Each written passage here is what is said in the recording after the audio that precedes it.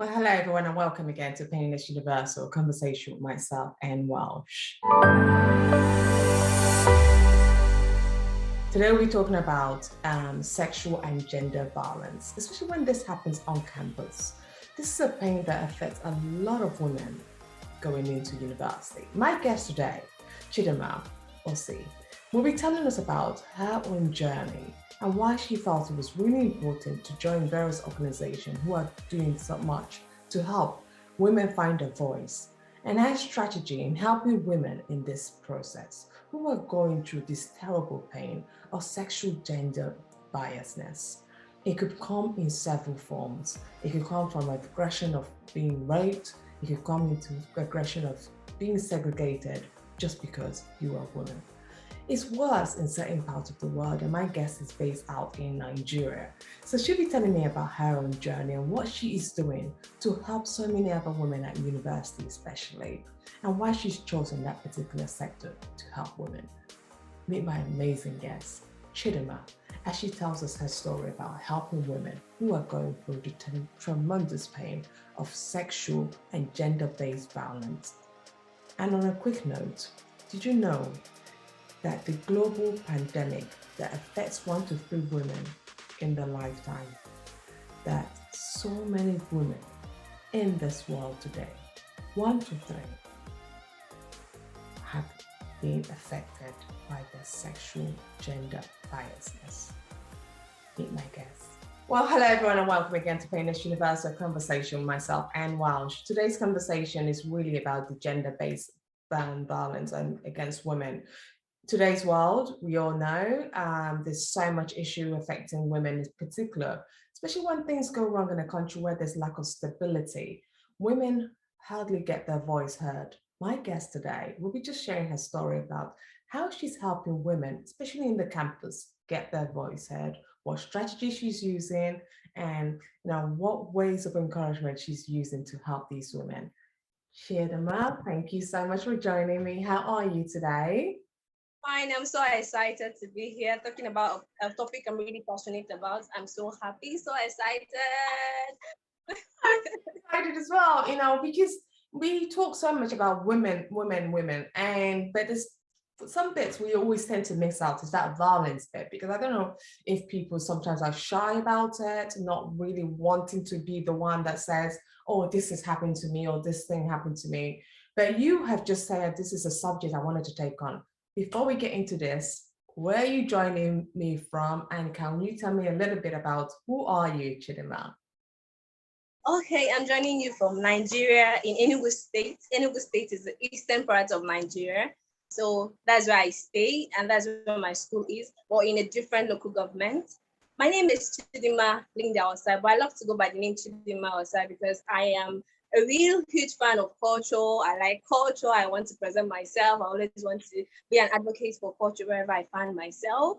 Then I'm also a student of University of Nigeria, Nsukka, and I am a 300 level student of mass communication. And as you know, in mass communication, we are trained to speak, say what you want to say your mind, speak about everything that you want to talk about, be a voice to the voiceless. And when I was at home, basically 2020, I was at home because of the lockdown. I didn't have anything to do. I didn't have anywhere to go to. And I just saw the course, gender-based violence. And I was like, okay, this is actually nice. I could take this up and see where it leads me or people I can help from this course. I said, fine, I'll do it. But that's by the way, you're asking about myself. I'm also a partner related issues about girls, stereotypes, challenges, education, career, finance. I really don't have anything I don't talk about relationship. I talk about it all. I'm also a huge advocate of volunteering. I volunteer with Little Sisters of the Poor here in Enugu State. Once in a while, I go help them out, clean, and do 1 or 2 things of that nature. I've also volunteered in other events that has to do with personal development because I feel like as individuals, we need to keep developing. We need to keep making ourselves better in whatever area or field we are in your academics, your personal life, any field at all, you always need to make yourself better. So each time I find myself having to volunteer for one cause or the other, it makes me so happy that, okay, fine, I'm adding something to the world at large. That is good. And that is really good because I think And the more we give back, the more we feel we're receiving. So people think it's the other way around, that they need to receive first to give, but no, you have to give to receive. And I love what you're doing, and the topic you specifically focus on helping women. And you went into this issue of gender helping women. What was your background like growing up? Because sometimes there is also this calling. You have to have that calling that this is an area that I think is so sensitive, and it's such I know you said at university you got an understanding for it, but what was your real background like growing up that really got you that love for it? Okay. So when I was growing up, I was the kind of loquacious. I'm still loquacious. I talk a lot. I talk. And growing up, I didn't have topics that I wouldn't put my mouth into. My parents would talk and I just chip in my own opinion on what they were saying. My elders would be talking. And in Nigeria, in the Nigerian setting, it's very disrespectful. You're not supposed to talk when your elders are talking. You need to wait until you're spoken to. But at that age, I didn't really care. I just wanted to get my opinion out. I have something to say. I have a voice. I just wanted to just say it. I didn't really care. And I remember one time my uncle got angry with me and he reported me to my parents, and he said that she talks a lot. She puts her mouth into things that she's not supposed to say. And I remember hiding from him. I didn't want him to see me, but I still wanted to talk about things that I was passionate about at that age. But my mom was a huge influence in my voice. She kept cheering me on, and my mom was the women leader at my tender age. So when we stayed, we had this community of people from my village, because Igbo people, we do it a lot. Wherever we find ourselves, we always create like a community of the Igbos, and we just have a scheduled meeting, maybe once a week, maybe once a month. So my parents, they were the leaders, especially my mom, she was the leader. And every woman, no matter the issue they are having in their marriage, no matter the issue in their business, they will always come to my mom and seek advice. So growing up and hearing my mom having to offer advice to different people, having to give her take on different issues, having to be there. My mom was always the kind of person that would stand up. She's not educated, but assuming she was, I would say my mom is an activist, though being educated or not. And she does not really take up the cause fully, but I think she's an activist. Seeing her do all those things, seeing her speak up for people, be the voice of the voiceless, be the factor that was cheering women on to do things and do magnificent things with their lives, made me realize that this is something I could do. This is something I really am passionate about, and I could take it on from there. I could be an example while cheering other people on to be the best they can be. I know you said at university you got the exposure to the gender-based biasness, and that course you wanted to understand more. So what did you learn? If someone asks you now, what is it truly? What is that gender-based biasness, and why did you focus on the campus? Why did you go into the niche area of the campus issues? Going into the campus as a niche, I didn't really choose that. It came with a course. The course was for campus ambassadors, so I wanted to just try my hands out on it. But gender-based violence is violence based on gender. It has to do with harmful acts. It has to do with abuse that deals with gender. And in this part of the country, women are always at the receiving end of whatever form of abuse, be it sexual, be it physical, be it financial, economical. We are always at the receiving end of whatever form of violence. And this gender-based violence can come in various forms. It can come in physical, sexual, economical, like I said. It come in various forms. But women are always at the receiving end. It has to do, it could be your intimate partner, it could be your family, it could be your friends. And the worst part is usually the people you least expect it from, the people that you think would stand up for you and take care of you. They're always the one abusing these women. So bringing it down to the campus niche, I knew there were a lot of cases of lecturers abusing the students, or people using power carelessly, of assault in so many ways. And I felt like if I could gain this knowledge, know what gender-based violence is all about and how to differentiate it, I'll be able to help someone. So I choose to, okay, fine, I could do it. I could be that voice in my university, speak up for this issue, and just protect women.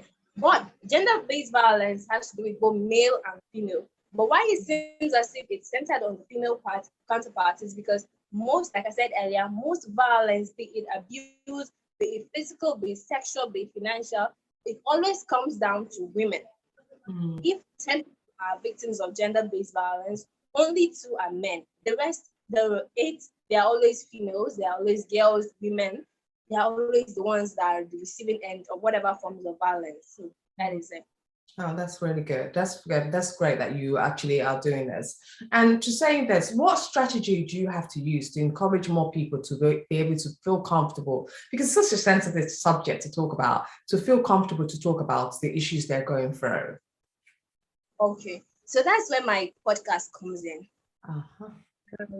I'm now like a friend to you. I'm like the person you want to talk to. I'm like the girl you feel knows so much about relationships, knows so much about a lot of different topics, and you just want to confide in me because you want to get the appropriate information from me because you feel I won't mislead you. I have the right information, and I'm going to be able to tell you what's right and what's not. So talking about these different issues on my podcast, it creates this confidence in me that, okay, she knows what she's doing, she knows what she's saying. And if she knows what she's doing, she knows what she's saying, she can always be a lending voice, talk to me about this thing, hear me out, and advise me on what to do or what not to do. You don't feel comfortable coming to me and telling me that, okay, fine, this is my issue, this happened, because already you feel you can talk to me. I know about these things you can tell me about. I have my own issues, and I always tend to share my issues as well on my podcast.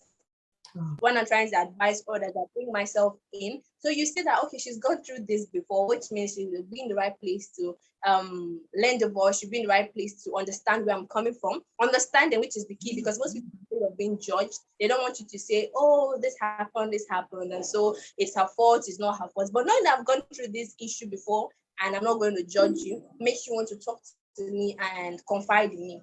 Yeah. That's really good. Are you seeing results? You know, you're doing the podcast. Are you seeing results? Are you seeing more and more females or male who are going through this gender-based issue? Are you seeing more people feeling confident to that things are happening, that talking to you through your podcast is making a big difference in their lives? Yes, I've got cases of people talking to me, people telling me their issues, people confiding in me, telling me this happened, this person did this to me, how am I going to go about it? I have it. But the problem is they always want you to keep it private. They don't want you to talk about it. They don't want you to go about it in legal form. I've had incidents of people coming to me and telling me that they've had issues with these lecturers. They've had this lecturer abuse them. They've had this person abuse them. But I am restricted because I can't act without the person's permission. I have to make you understand that, okay, I need to take this action against this person. But whereby the person is pleading on their knees and asking me to please don't do this and how best to come out of that situation. But I can't take it up as the ambassador I am that I want to fight for you. I can't. I always have to wait for them to give me their permission and say, okay, fine. If you want to do this, fine, you can do it. But if you don't want to, fine, I'm going to support you through it. I'm going to give you my sincere advice. I'm going to stand by you, but I won't force you to take legal action. Is it, and is the community at large, are they making an improved effort to work together to help deal with this issue? How are the community, how do they do it? There's little to no information on what gender-based violence is. It's like a phrase and it's passing over our heads. People know there's something like gender-based violence, but they don't know what it is about. They don't even know how to come into it, how to help, how to make things better. They don't know what it's all about. They just know that something like this does exist, but they don't know how to go about it. So it's just so difficult because there is no established structure that's supposed to help. I'm under the umbrella of WARIF and that women at risk. So like they are there, they are supporting, they are doing the best they can, but it's still not enough. We need people, we need more people in the institution, in universities, to lend their voice, to speak out to this cause, to do things that will make people know that things that is actually going on and we can actually help stop it. My final question, Chidima, I have to ask you is like, people are living with this pain, and you've just really clearly stated that it's very difficult for people to feel comfortable. I mean, they feel comfortable talking to you, but the next step of really healing and making change is if you feel comfortable to make that change in saying that this is actually happening to me, I need action to be done about it, because without action, nothing can be done. When people go through this pain and they can't really talk about it, what are your goals and what are your hope for the future to help eliminate and make gender violence better improve in the world? Okay, so personally, I am actually working on something. I'm trying to plan an event that will be an online section whereby I get university students, especially for my university girls, and get speakers to teach them what gender-based violence is all about, proper solutions, and organizations they can reach out to in case they are in this sort of issue. That is my own input personally. And people have come to me with these issues that have been abused. I've tried to advise them to always seek help. Yeah. You know, you could go and see a therapist if you feel it's that bad. If you feel it's something you could walk around, then I suggest you read books, just find a community of people you can talk to. You can always talk to me. I'm available. You can call me up at any time. You can tell me how you feel. If you're depressed, if you're feeling anyhow, talk to me. If you also have people you can talk to, then fine, it's good. Talk to them. And if you have a therapist, reach out to the therapist or reach out to family. If you can't talk to your family, read books. There are a lot of information online now that you don't really need to focus on someone. You can get a lot of information online, but just don't stay stagnant, bottled up in your emotions. It's going to blow out and explode one day, and in an unfortunate situation whereby you would not like what will be happening. So I just try to advise them to, try, reach out, seek help. You can come to me, you can meet a professional, and you can acquire information by yourself. Wow. I'm really happy you had this conversation because I think so many people, very few people understand what this is and not knowing what to do. And in a place like Nigeria, where you are, it's even harder to have that dialogue. Who do you report it to? And the work you're doing is really shining. It will help a lot of people who are going through this inequality, gender pain, that's where violence, people are having this perception that it's easy to attack me because of I'm a woman. No, thank you so much, Chidima, for this work. Any final words you have to say before we say goodbyes? Yes. I would say it's not easy. Being a gender-based ambassador, I know it's not easy. I've had men reach out to me and they want me to put down the whole gender-based violence thing. Don't say it. Don't say you are a gender-based ambassador. Don't have anything to do with feminism. Don't have anything to do with women's rights. It's not the place of a woman. You need to, bring yourself down to the traditional setting of being a woman. And I know it's not easy, but I feel that if you're out there and you feel it's something you can do, you should raise your voice, you should speak out. My voice is not alone. Barry's voice is not alone. The United Nations, their voice is not alone. But our voice collectively, it has to be heard. It's a force that will be reckoned with. So if you're out there, speak out. It doesn't matter what people say. Definitely are going to say things. I've had people come to me and they are like, I want to date you, but I can't because you are a gender-based violence ambassador, you are a feminist, and I can't date you. I don't want a woman like that. You are nice in this aspect, but I can't, move forward with you because of this. And I'm like, okay, fine. If you don't want to move forward with me, it's okay. This is what I'm passionate about. This is what I love doing. I'm going to keep doing it. It's me. You can't take it away from me. But don't let stuff like this deter you from, going after your passion, what you want, or fighting for your human rights. It's your right. You should fight for it. Don't let anybody stop you. Don't let anything stop you. Wow. Chidima, thank you. I really appreciate your effort. Keep doing this. And like you rightly said, don't let anything stop you because it's only you who can make a difference. A difference sometimes starts very small, but your voice is very loud and I really appreciate your time. Thank you very much.